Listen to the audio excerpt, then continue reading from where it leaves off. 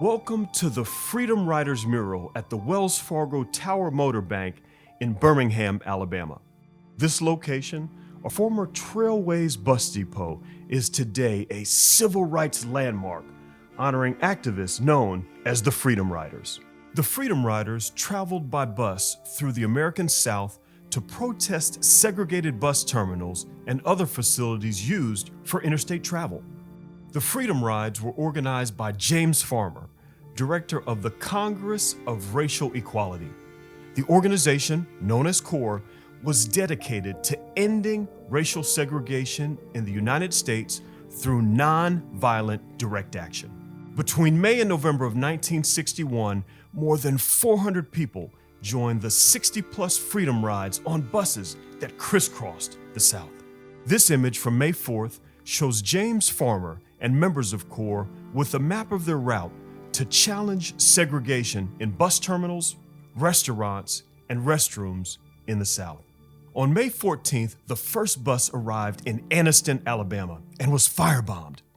Riders were violently attacked. That same day, passengers on a second bus arrived at the Trailways bus depot in Birmingham. Passengers, including James Peck and Charles Person, faced violent attacks.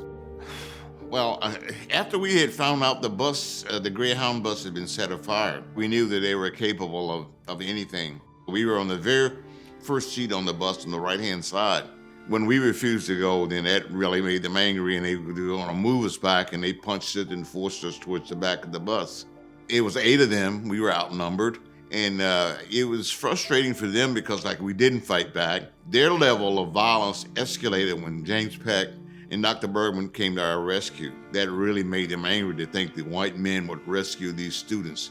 And that's why I think they beat James and Dr. Bergman so ferociously, was because they came to our aid. On May 15th, Reverend Fred Shuttlesworth and Freedom Riders discussed plans at the Greyhound bus terminal in Birmingham. The violence from the prior day was so serious that it threatened to prematurely end their entire campaign. Refusing to surrender, students from Nashville, Tennessee, traveled to Birmingham to join the Freedom Riders campaign. 9 courageous students, including Catherine Burks Brooks, were arrested in Birmingham and taken back to the Tennessee state line on May 17th. We thought that the rise should continue. We had desegregated Nashville, and we thought that blacks should have a say on what they ride on and where they ride to. The rides finally resumed on May 20th when a Greyhound bus departed from Montgomery with police escort.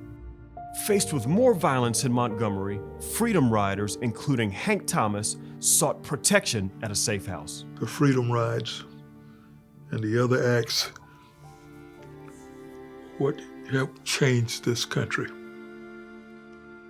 60 years ago, we were doing things that's made it possible for us to have the black man as president, a black woman as vice president. The whole situation with reference to black folks today